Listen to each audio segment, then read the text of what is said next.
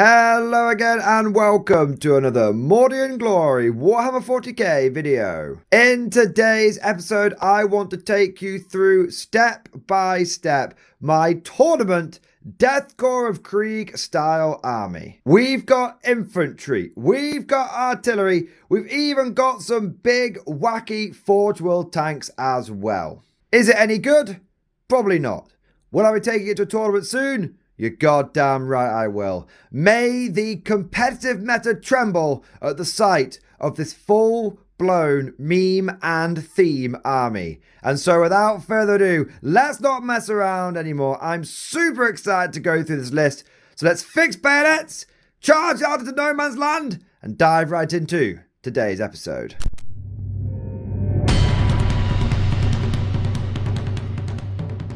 As is tradition, let us begin with the Infantry Corps. I love the Corps. Every day in the Corps is like a day on the farm. Every formation a parade, every meal a banquet, every paycheck a fortune. And in this list, we have gone for my typical infantry arrangement, 3 units of Death Korps of Krieg. Today here represented by my Mordian 50th Rifles. Each one of these Death Korps blobs is going to have a medic, 11 riflemen, 2 sergeants with plasma pistols and power swords. We're going to have 2 plasma guns, 2 melter guns, and 2 grenade launchers as well.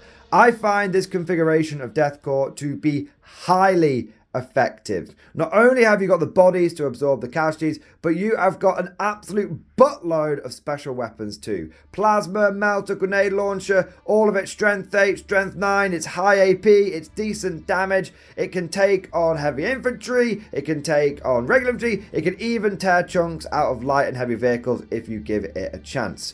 Don't forget that whilst this may struggle against some heavy tanks, we do have some D6 damage weapons with the melter, and don't forget the Death Korps of Krieg Grim Demeanor ability, which means when they have taken a casualty, they get +1 to hit, and if they're below half strength, then they get +1 to wound as well. They're kind of like Sisters of Battle. Now, considering that there's 20 men in this squad, and 11 of them have just got rifles, I actually almost want those first 11 riflemen to just die. Because the moment that happens, all of my special weapons are going to get that sweet +1 to wound. And that +1 to wound is what makes them such a threat. I have used these Death Korps Krieg blobs to take down everything from your basic Space Marines all the way up to the biggest Tyranid monsters such as Norn Emissaries. And those things are pretty tanky. A lot of that happens when you start getting that +1 to hit, because you can start hitting on 2s with that and take aim. And you start getting +1 to wound as well. It really does make a big difference. These weapons tend to have the AP and the damage to get the job done. It's just the strength that they struggle with. So that's why that +1 to wound is so important. Each one of these blobs is going to be led by a Death Korps Marshal. Each Death Korps Marshal is going to have a plasma pistol and power sword, and they can each do 1 order. These guys are vital to the success of the Death Korps blobs, because not only will the orders allow them to get +1 to their ballistic skill from take aim, which combines with +1 to hit from Grim Demeanor.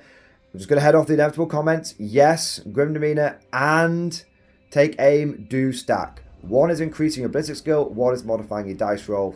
I get this comment every single time, so I do try and head off the inevitable comment down below. So not only they increase the damage output, they also massively increase the durability, because not only can I do take aim, but I can also go for take cover, which means that my Death Korps in cover with the order take cover will be on a 3-up save. But wait, there's more. We've also got the fact that when the Death Korps Marshal is leading a unit, that unit gets a 5+ feel no pain, making these guardsmen have a 3-up save and a 5 feel no pain. It's very sticky, and I have yet to come across an opponent who has dealt with these quickly. They're not unkillable, but it always takes more than your opponent really wants to get rid of them. And sometimes they don't have that spare firepower. Rounding out the Infantry Corps, we have our Supreme Command Blob. This is where we take a Lord Solar, a platoon command squad, and we attach it to a cheap infantry squad. In this case, we've gone for some Katachans. Now the Katachans, they're really just there to facilitate both of these leaders joining onto it. Battle line guard infantry such as Katjans, Krieg, Cadians and infantry squads can have 2 leaders joining them, but only one of those leaders can be a command squad. So in this case, we've got 2 leaders and we've only got 1 command squad because the Lord Solar obviously isn't a command squad. Now, by putting all of this together, it means that the Lord Solar can benefit from the command squad's Master Vox. So the Katjans are just bodies and just, like I said, facilitating all this coming together.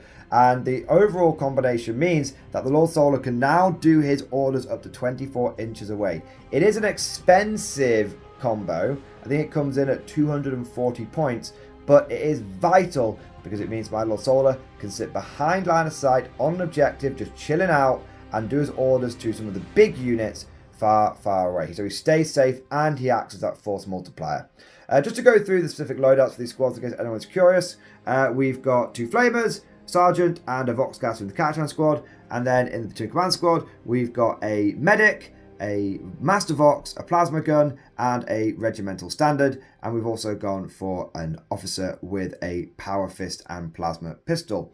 I really like this configuration of command squad. It's very take all comers. I do understand there could be an argument to say, well, why bother with the medic if they're going to be hiding out of line of sight? Why bother with the flag if they're going to be hiding out of line of sight? The reason I've taken those, the reason I always take those is because it always seems to come up where the command squad can hide for like a turn or 2, but then I need a bit more infantry for the push, and then these guys need to come out and start doing some work. Because they can essentially act as a 4th infantry blob in a pinch. And when that happens, I'm going to want that banner for the extra OC because there's not quite as many guys in this. And also, I'm going to want the medic to help keep them alive as well with that 6-up feel no pain. Now that just about covers everything off that's going to be walking around on 2 legs. But now let's get to the metal boxes. Yes, the metal boxes. So we've got a couple of small metal boxes here with 2 Cyclops demolition vehicles. These guys are just 25 points each, and they allow me to do some secondary objectives really easily. Stick them in strategic reserve, wait until they can come in the enemy deployment zone, pop them in, start getting things like teleporter homer, behind enemy lines, and engage on all fronts. Fantastically points efficient unit and great for doing secondaries. We then have got some artillery. This would not be a Death Corps of Krieg themed list if we didn't have some bombardment. So we have gone for 3 basilisks. That's right, just going straight down the middle, going for the El Clasico guard artillery platform, triple basilisk. Each one of these will put out D6 plus 3 strength 8 AP minus 2 2 damage shots, but most importantly their earth shaker rounds will be able to slow the enemy down. Any infantry that is hit by an earth shaker minuses 2 from its move and its advance roll and its charge roll. So not only will these be laying down some hurt, but they're also going to be disrupting the enemy movement. And remember, movement wins game. So if anything you can do to mess your opponent's movement up is a really, really big deal. The big reason that I want to take these basilisks, one of the best things about them, is the fact they have indirect fire. Indirect fire means they can shoot things that they can't actually see. So again, I can sit these out of line of sight, nice and safe, because they're relatively fragile vehicle platforms, and they'll be able to bombard the enemy. Not only does it help them be defensive and protect them, it also, again, messes my opponent's plans up. There are a lot of armies that like to put a little 5-man unit of just basic chaff infantry, dirt cheap, on a home objective, or to infiltrate them forward onto a little flank or no man's land objective. And those units can be difficult to target with your direct firepower from your infantry and tanks, but nothing is safe from the machinations and the attention of the indirect fire of the artillery of these basilisks. Now I do just want to point out that obviously one of these models is not a basilisk. This is an old school Forge World Armageddon pattern Medusa. I am using it as a basilisk, and don't worry, I have contacted the TO of the tournament that I will be taking this list to, and he has said that it's absolutely fine to use this model as a basilisk. It's just going to be a local friendly RTT, and I've had the TO approval, so no problems there. Last but certainly not least, we get to the bit that I'm sure you're all most excited for. We've got the wacky Forge World tanks. I will be taking not Leman Russes, not Rogel Dawns, but Malkadors in this army. Now the Malkador, the regular Malkador, which is these 2 here, are actually quite interesting units. Oh, but before I go through them, just before I forget, I want to say a massive thank you to Factorum Labs for sending me these Malcadors. These are actually not official GW models, they are 3D printed third-party alternatives, and Factorum Labs actually sent me a pair of these to use in my army. So I want to say a massive thank you to him. I love his models. I've got several of his Dawns, I've got several of his Malcadors, and I highly recommend them. I'll make sure there's a link down in the description below if you're interested in getting yourself a couple of these models. All right, but now let's go through their stats. So the Malcador is kind of a halfway house between the Leman Russ and the Rogel Dawn. It is 250 points, which is expensive, but it has that 2+ save and it has 18 wounds. However, it's only toughness 11, so las cannons are going to be a bit of a problem for it. The firepower it brings to the table is actually pretty decent. You get sponsons and a hull weapon, and those all those sort of sponsons and hull weapons, those extra weapons that you see here sticking out the side and front, they can either be heavy bolters, or I think you can take heavy autocannons, or you can take las cannons. That makes it quite unique because most guard tanks can, well, in fact, the Leman Russ specifically can stick a las cannon in the front, but that's it. So triple las cannon on these guys is quite tasty. But they've also got their main turret weapon as well, and that is the Malcador Battle Cannon. This is a slightly weaker version of the Leman Russ Battle Cannon. It's more like an auto cannon. So it fires D6+3 shots at strength 9, AP -1, flat damage 3. It also comes with a heavy stubber and a hunter killer missile. Now, the big thing about these bad boys, and what I think is going to make them very interesting, is they have essentially inbuilt Armor of Contempt. So they always reduce enemy attacks by -1 AP. So if you've got one of these guys in cover and someone shoots it, if they hit you with AP -1, you still get a 2-up save. If they hit you with AP -2, you still get a 2-up save. If they hit you with AP -3, like las cannons, you get a 3-up save. Someone has to hit you with AP -4, which is basically Melter or its equivalent, to put you onto a 4-up save. And 4-up save is still, you know, with a CP reroll in your back pocket, that's not shabby at all. So I'm hoping that these tanks are going to be able to do some decent damage with their triple las cannon and their essentially big auto cannon, and I'm hoping that also they'll be able to take a real punch as well. They are overcosted though. I am recording this video before the anticipated balanced data slate that will be dropping in January, so these may come down in points. I hope they do, because they probably need to be a little bit cheaper, but I still think for 250 points they're not too bad. We then get to the meme lord extraordinaire, and that is the Malcador Infernus. Now this is a legit Malcador Infernus, and it is an absolute beast. Well, it looks like an absolute beast. Its rules are actually quite poo. It's 235 points, and it comes with 2 heavy flamers, a heavy stubber, hunter killer missile. It's got all of the wounds and everything like the other Malcadors, but its main gun is this giant flamer here called the Inferno gun. This Inferno gun, it used to be better. It now does D6+3 attacks. They do auto hit, and they are torrent, and they're ignoring cover, but they're only strength 5, AP -2 damage. It's okay, but considering that, like I said, it's 235 points, it's a little pricey. It also does not have the inbuilt Armor of Contempt style ability. Instead, when it dies, you roll a dice, and on a 3+, you don't remove the model. Instead, it gets to shoot one more time. It's very similar to the Tank Commander, like a death befitting an officer.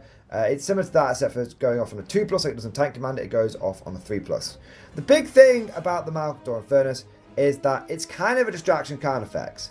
I'm hoping it's going to go up there. I hope it's going to draw some attention, and that whilst it's doing so, the actual Malcadors and the artillery and the infantry will be able to do some work. And if the enemy ignores it, it can be a bit of a nuisance, because not only is it going to be shooting in my turn, but I will be spending almost guaranteed every turn 1 CP on this thing so that it can overwatch, because it's not Titanic. So if someone wants to start moving around and getting any funny ideas, maybe try and charge me down or moves on to an objective, I'm going to use this thing and Overwatch with it. And it's got quite a long range for a flamer on that main gun. So hopefully that will catch a few people out. I don't know if it's going to be good as doing a lot of damage, but I'm hoping it will be annoying, frustrating, and the enemy will end up dealing with it. But by doing so, like I said, it's drawing fire from everything else. And that just about covers the whole thing. We've got 3 blobs of infantry, 3 artillery, 3 tanks, and we've got a command blob as well. In terms of overall plans and strategies and tactics, there's nothing overly complicated here. We're going to be doing some fairly standard issue deployments and tactics and all, and plans and all that kind of stuff. The infantry is going to be screening for the tanks. The tanks are going to be doing damage. The artillery is going to be pounding the enemy and harassing them and hitting those units that they want to try and hide. And the Cyclopses will be going in reserve. I will be playing this very much like I would play any standard guard army. I'm just going to be using some cool different units, and I would definitely say this feels a little bit more elite than I'm used to, but I suspect that's because these guys are about 735 points between them, so they're quite pricey. So if you're wondering like where the rest of the list is, it's kind of in the Malcadors. In all honesty, if I was to improve this list in any way, if I wanted to not meme it, what I would probably do is quite simply drop one of the basilisks. That gives me 135 points. And I would use those points to turn that into Triple Dawn and then probably make this a bigger squad and have it as a proper full-size 4th unit, something like that.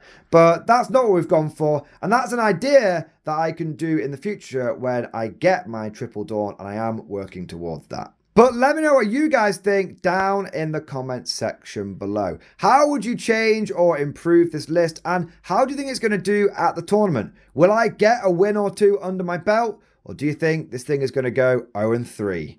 If you enjoyed this video, don't forget to smash that like button. Let me know any other types of armies you want to see. And also subscribe to never miss an episode.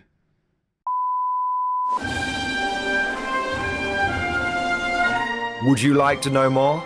If so, then please consider becoming a channel member or patron. By supporting the channel, not only will you be doing your part, but you'll also be helping me create more content for your viewing pleasure and unlocking a whole host of perks. You get everything from a badge next to your name, custom emojis, but the big one is access to the Mordian Glory Discord server, an online community with almost 2,500 active members. It's always popping off in the MG Discord. We've got channels for army lists, hobbying, tactics, stories, and even a pretty spicy meme section as well.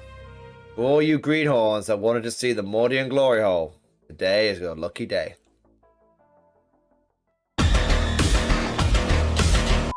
And joking aside, I do want to say a massive thank you to all of the current channel members and patrons. You guys are amazing, truly the lifeblood of the channel. I could not do Mordian Glory full-time without the incredible and generous support of my members, so thank you guys so much. And last but certainly not least, I want to say a personal thank you to all of my top tier Patreons.